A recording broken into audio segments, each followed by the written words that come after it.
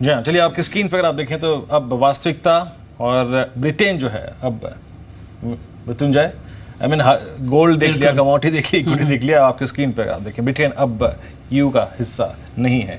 कितने साल बाद ये वास्तविकता हुआ?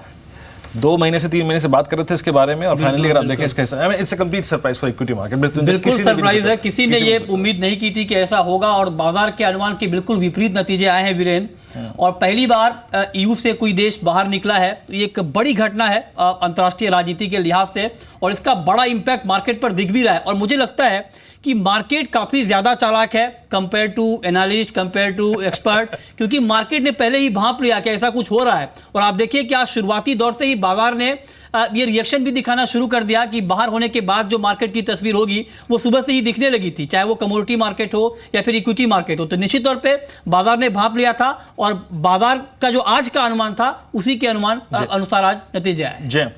लेकिन अब एग्जैक्टली 2-3 प्रोस्पेक्टिव से और बात कर लेते हैं। संजय जी, एक चीज़ आप ये बताइए, अब जैसे अभी मिस्टर नागराजन से बात भी कर रहा था मैं, मैंने गोल्ड पे आपका राय लिया, मैंने आपका एग्जैक्टली अगर आप देखें क्रूड पे आउटलुक लिया है, लेकिन फॉरेक्स को संभालना, रुपए को संभालना, और देखिए रुपए को जब मैं संभालने की बात कर रहा हूँ ना, हमें दोनों प्रोस्पेक्टिव देखने हैं। हमें एक्सपोर्टर का हित भी देखना है, हमें इंपोर्टर का हित भी देखना है।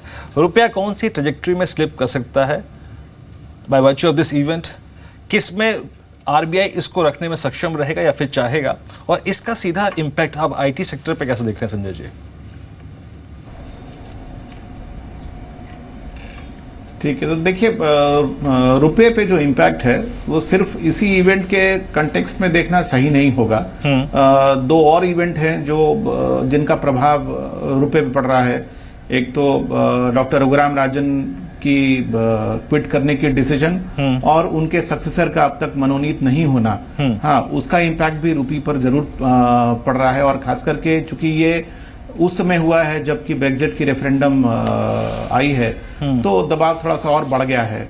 लेकिन मैंने देखा सवेरे जिस लेवल पे रुपया खुला था, अभी उस लेवल से रुपया थोड़ा सा स्ट्रांग हुआ है। मतलब भले ही कल के कंपैरिजन में वो डिप्रिशिएटेड है, बट सवेरे ज्यादा वीक था, अभी थोड़ा सा स्ट्रेंथ उसमें आया है। तो मेरे ख्याल से रिजर्व बैंक ऑफ इंडिया का इंटरवेंशन एक बहुत बड़ा रोल प्ले करेगा रुपये के नियर टर्म ट्रेजेक्ट्री पे। बट रुपये पर जो बड़ा प्रभाव पड़ने वाला है वो तो सितंबर से दिसंबर के बीच में पड़ेगा, जब ये जो $20 बिलियन की FCNRB डिपॉजिट्स है उसकी मैच्योरिटी होगी और वो पैसा बाहर जाएगा। यहाँ से लेके सितंबर के बीच का जो रुपये का डायरेक्शन है वो, जैसा कि मूर्ति नागराजन भी कह रहे थे, उस पर काफी बड़ा प्रभाव मेरे ख्याल से जो डेट मार्केट में फॉरेन पोर्टफोलियो फ्लोज आ रहे हैं उनका होगा। क्योंकि करंट ईयर में अगर आप देखिए तो FII का नेट फ्लो इक्विटी में पॉजिटिव है लेकिन डेट में नेगेटिव है। और ये जो फॉरेन पोर्टफोलियो फ्लोज जो करेंसी से ज्यादा प्रेरित होते हैं वो डेट मार्केट में तुरंत पलायन करते हैं। इक्विटी में उनका जो डिसीजन होता है वो मैक्रो इकोनॉमिक सिचुएशन और मार्केट स्ट्रक्चर पर ज़्यादा निर्भर करता है। तो ये हो सकता है कि ये जो अभी का जो 2 महीने का समय है उसमें अगर डेट से ज़्यादा पलायन होने लगे FIIs का, तो उसका दबाव रुपये पे पड़ सकता है। और इसका प्रभाव जो आपने कहा कि आईटी सेक्टर पर कैसा पड़ेगा, तो देखिए आईटी सेक्टर पर भी मैं कहूँगा खाली रुपये का प्रभाव नहीं, हमें ये देखना है कि उन जो कंपनीज हैं जिनका की एक्सपोजर है टू द यूरोपियन ब्लॉक, जैसा कि आज वो एग्जिस्ट करता है, उस पे इस डिसीजन का क्या असर पड़ेगा। एक चीज तो निश्चित है कि यूके में रिसेशन आने की संभावना ज्यादा है, यूरोपियन यूनियन में भी इसके कारण कुछ कठिनाई पैदा हो सकती है। तो अगर वो रिसेशनरी इम्पैक्ट पूरे यूरोपियन क्षेत्र में रहेगा तो हो सकता है कि उसका कुछ असर उनके बिजनेस पे पड़े। लेकिन जो पॉजिटिव साइड है वो ये कि मैंने देखा कि कोई भी आईटी कंपनी जो बड़ी वाली है वो ऐसी नहीं है जिसका एक्सपोजर यूरोपियन यूनियन में 25 से 30% से ज़्यादा है। तो बाकी जो ज्योग्राफीज हैं, हाँ, उनसे तो वो इंसुलेटेड हैं। और ऐसा भी नहीं है कि ये पूरा यूरोपियन यूनियन का बिजनेस उठ जाएगा, हो सकता है उस पर थोड़ा दबाव आए। तो मुझे लगता है on the whole IT sector could be a defensive bet. Okay. और इस बीच डॉलर के मुकाबले रुपए में निचले स्तर से कुछ रिकवरी आई है और अब करीब 1% की गिरावट है। रुपए में 68 के नीचे यहाँ पर आया है। आपको बता दें कि इंट्राडे में बाजार ने 68 के स्तर को क्रॉस किया था। रुपये का इम्पैक्ट, रुपए में जो कमजोरी आई उसका इम्पैक्ट आज गोल्ड क्रूड के साथ साथ मेटल पे भी दिख रहा है। बिल्कुल संक्षेप में राजीव कपूर, मेटल पे अब आपका आउटलुक क्या होगा? मृत्युंजय, मुझे लगता है मेटल्स में जो अभी हमने ड्रॉप देखा है इसमें थोड़ा सा पुल बैक आना चाहिए, बट मैं समझता नहीं हूँ बेस मेटल्स सस्टेन करेंगे हायर लेवल्स पे, वहाँ से फिर सेलिंग देखने को मिल सकती है, except one base metal zinc. मुझे बाकी बेस मेटल में कोई खास तेजी नहीं दिखती, बट जिंक में मुझे लगता है ओवरऑल जो ट्रेंड है बुलिश है काफ़ी, और आने वाले समय में काफ़ी ऊपर के स्तर हम इसमें देख सकते हैं। सुचित, आखिर प्रश्न आपसे मैं पूछूंगा ये एग्जैक्टली ये जो पूरी सेपरेशन की प्रोसेस है, आई मीन संसद में जाना इसका, फिर बहस होना, और एग्जैक्टली क्या होता है finally, I mean the final separation process, how much time it will take approximately?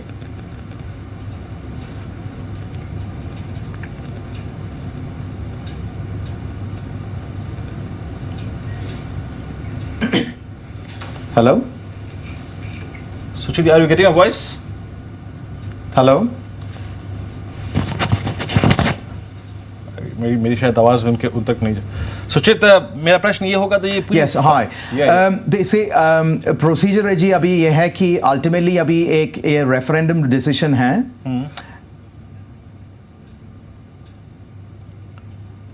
और रेफरेंडम के बाद ultimately politically if you look at its constitutionally अभी पार्लियामेंट हैज टू डिसाइड कि पार्लियामेंट का ultimately it's a sovereign authority, तो इसमें अभी जनता का डिसीजन पता चल गया है। अभी पार्लियामेंट को डिसाइड करना है कि whether it needs to move on. Article 50 of the Lisbon 2009 treaty invoke करेंगे prime minister, and the process of disengaging from EU will take at least 2 years। तो अभी ये जो आज एक डिसीजन पॉइंट है, जनता public has said what they want. अभी parliament को डिसाइड करना है। The Prime Minister very shortly here, Mr. David Cameron, will be making an announcement on the basis of which he may invoke Article 50. उसके बाद 2 साल लगेंगे process के लिए। सुचित, बहुत बहुत शुक्रिया, आप लंदन स्टूडियो से हमारे साथ जुड़े, बातचीत करिए आपने ग्राउंड जीरो से, एग्जैक्टली वहाँ सर्कमस्टेंसेस कैसे हैं, लोग क्या सोच रहे हैं। एक सरप्राइज एलिमेंट डेफिनेटली सबके लिए था। सब अकेले अकेले भले ही कुछ बोलते हो कि ठीक है भाई रहना चाहिए, नहीं रहना चाहिए, जाना चाहिए, जाना चाहिए, लेकिन जब एक कलेक्टिव मैंडेट आता है ना उसके बाद वो तो सरप्राइज था। और सिर्फ 2.6% वोट का अंतर है वीरेंद्र, और 2.6% के वोट के अंतर ने एक इतिहास रच दिया। मिस्टर कैमरॉन इसको 2.6% के डिफरेंशियल को वो दरकिनार नहीं कर सकते, कभी भूल नहीं पाएंगे 2.6 को वो। बहुत बहुत शुक्रिया राजीव कपूर आपका और बीरेन वकील आपका कमोडिटी मार्केट पर हमसे बातचीत करने के लिए। लेकिन ब्रेग्जिट पर और ब्रेग्जिट के इम्पैक्ट पर सबसे बड़ी कवरेज जी बिजनेस पर लगातार जारी है। चलिए इस बीच एक बार थोड़ा सा मार्केट्स को देखते हैं, और मार्केट्स देखिए ये 300 अंकों की गिरावट के बाद स्टेबल होने की कोशिश कर रहा है। अब देखिए इससे ज़्यादा क्या गिरेगा फॉर द टाइमिंग, लेकिन इस बीच अगर आप देखें, चाहे वो आप डाउ फ्यूचर्स को देखिए, यूरोपियन फ्यूचर्स को देखिए, यूरोपियन मार्केट्स कुछ देर में ओपन हो जाएंगे। बहुत बुरी स्थिति है यहाँ पर। निपुण मेहता हमारे साथ एक और खास मेहमान जुड़े हैं, बातचीत करेंगे। निपुण, आई थिंक फ्रैंकली स्पीकिंग हम भी पिछले 1.5 महीने से बात कर रहे थे ब्रेग्जिट ब्रेग्जिट ब्रेग्जिट। वहाँ जो ओपिनियन पोल के आंकड़े थे, जो सट्टा बाजार था, उसको देखकर फीलिंग बिल्कुल भी नहीं थी कि ये वास्तविकता होगी, but now it's a news, और ये अब एक सत्य है कि ब्रेग्जिट हो चुका है। अब आपकी बड़ी प्रतिक्रिया इस पर?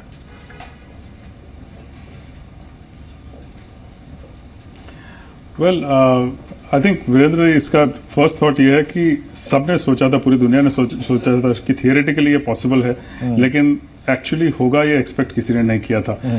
इसके रेपोकेशंस काफ़ी लोगों ने सोचे थे, लेकिन ज़्यादातर रेपोकेशंस स्टे के या रिमेन के रहे थे। लीव के बहुत ज़्यादा डीप इम्प्लीकेशंस लोगों ने नहीं सोचे थे, पर इसके I think longer term implications काफ़ी हो सकते हैं। इसका सबसे पहला इम्पैक्ट हमें समझना चाहिए कि करेंसी मार्केट्स पे हमेशा होता है। तो ऑब्वियसली हमने सिवियर वॉलेटिलिटी देखी है, एक्विटी मार्केट्स पे corresponding volatility, severe significant volatility देखी है। ये तो एक्सपेक्ट किया गया था। बॉन्ड मार्केट्स पे भी इसका जरूर इम्पैक्ट पड़ेगा। As a risk of trade gold में बहुत ज़्यादा निवेश हो जाता है सडनली, तो उसमें गोल्ड में हमने प्राइस राइज होते हुए देखा है। लेकिन इकोनॉमिकली आई थिंक कितना इम्पैक्ट होगा बोथ यूके पे, यूरोजोन पे और ग्लोबल इकोनॉमिक रिकवरी पे, ये इकोनॉमिक ग्रोथ पे, इसका बहुत ज्यादा महत्व है, क्योंकि इसका एक लॉन्ग ड्रॉन इम्पैक्ट है। एक ऐसा नहीं है कि एक ही दिन में या 2 दिन में इसका इम्पैक्ट ओपन हो जाएगा। I think gradually it will open out to the world what could be the impact on UK, on EU and correspondingly to global growth, क्योंकि EU already in slow down में है, तो उससे क्या और ज्यादा इम्पैक्ट होता है। ऑब्वियसली इसका एक slow down, further slow down का इम्पैक्ट होगा in terms of their ability to grow for not just 1 but probably 2 or 3 financial years. Global impact इसका ऑब्वियसली होता है, बिकॉज करेंसी में इतनी वॉलेटिलिटी हुई है तो काफ़ी कंट्रीज जिसका ट्रेड बहुत हैवी है ईयू के साथ, उसमें करेंसी रीएडजस्टमेंट में काफ़ी समय लगेगा, उसकी वजह से एक ट्रेड थोड़ा हॉल्ट हो जाता है। इसमें इसका जो एक्चुअल इम्पैक्ट आना चाहिए वो कुछ समय बाद पता चलता है। तो obviously most trading countries would reduce the extent of trade, तो उसका एक इम्पैक्ट जरूर एटलीस्ट एक शॉर्ट टर्म में आ जाता है। तो इसका लॉन्गर टर्म इम्प्लीकेशंस काफ़ी है। आवर सेंस इज दैट हमने इनिशियल वॉलेटिलिटी देखी है, probably people will wait and watch of what will be the longer term impact, and then take a cue on how further currency markets, equity markets and bond markets will move. Sanjay ji, आखिरी प्रश्न पूछूंगा। एक प्रश्न ये है, FY17 के जो first half में एक सबसे बड़ा इवेंट लाइंड अप था वो आज खत्म हो चुका है और अनफॉर्चुनेटली रॉन्ग साइड पे है। सेकेंड हाफ में I think US presidential election शायद सबसे बड़ा इवेंट है। यूएस में रेट हाइक होता है या नहीं होता है, वो एक बहुत बड़ा इवेंट है। इन सब चीज़ों को देखते हुए ये ग्लोबल इवेंट्स मैंने आपके सामने रख दिए। लेकिन एक और चीज़ कहना चाहूँगा सर, जब भी विश्व में अगर कैपिटल है वो किसी न किसी मार्केट को, किसी इवेंट को, अच्छी अर्निंग्स को चेज करती है, डेफिनेटली चेज करती है। जो इंस्टीट्यूशनल पैसा है, एफआईज का पैसा है, उसका इंडियन मार्केट्स की तरफ, इंडियन अर्निंग्स विजिबिलिटी की तरफ क्या पर्सपेक्टिव होगा, और क्या वो शांति से बैठेंगे, या फिर आपको लगता है कि नहीं, इंडियन मार्केट्स जिस जगह बैठे हैं और जो अर्निंग विजिबिलिटी है FY17 में या फिर FY17 के सेकेंड क्वार्टर में, थर्ड क्वार्टर में, फोर्थ क्वार्टर में, उसको देखते हुए वो पैसा इंडियन मार्केट्स को डेफिनेटली चेज करेगा?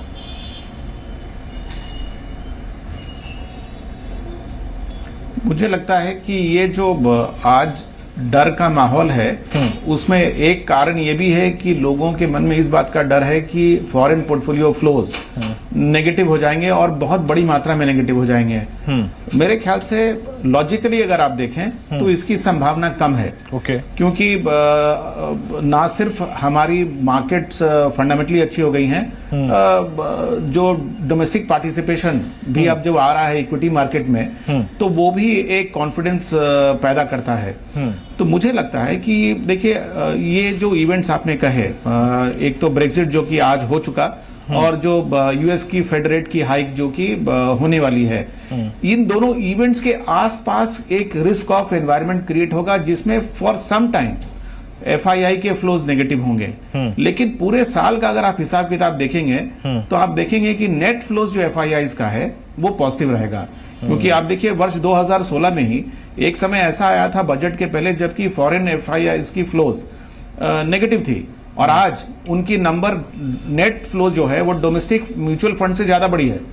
तो मुझे लगता है कि पूरा साल जो है ये ट्रेंड ओवरऑल पॉजिटिव रहेगा, एंड ये ट्रेंड बदलने की संभावना तब तक नहीं दिखती मुझे जब तक कि हम स्ट्रक्चरली अपने इकोनॉमी को कुछ खराब ना कर दें। चलिए संजय जी, बहुत बहुत शुक्रिया, आप इस कार्यक्रम में शामिल हुए। सभी इंडस्ट्रीज पे, सेक्टर्स पे अपनी राय रखी आपने, और इनफैक्ट बाजार की चाल क्या रहेगी, इंस्टीट्यूशनल अप्रोच क्या रहेगी, बात करी।